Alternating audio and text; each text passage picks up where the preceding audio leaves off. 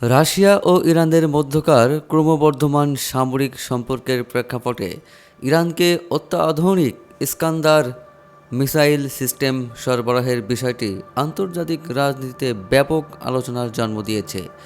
এই পদক্ষেপটি মধ্যপ্রাচ্যের প্রতিরক্ষা সমীকরণে একটি বড় ধরনের পরিবর্তন হিসেবে দেখা হচ্ছে। ইস্কান্দার এম হল রাশিয়ার তৈরি একটি অত্যন্ত শক্তিশালী ও স্বল্প পাল্লার ব্যালিস্টিক মিসাইল সিস্টেম, যা প্রায় 500 কিলোমিটার দূরের লক্ষ্যবস্তুতে নিখুঁতভাবে আঘাত হানতে সক্ষম।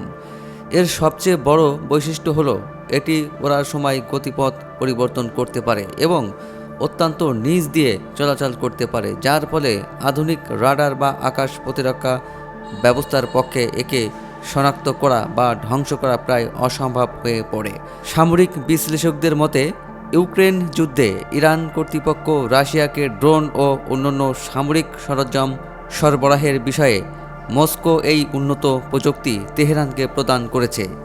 এই মিসাইল সিস্টেম হাতে পাওয়ার ফলে ইরানের প্রতিরক্ষা সক্ষমতা কয়েক গুণ বেড়ে গেল, যা বিশেষ করে ইসরায়েল এবং ওই অঞ্চলে থাকা মার্কিন ঘাঁটির জন্য উদ্বেগের কারণ হয়ে দাঁড়িয়েছে।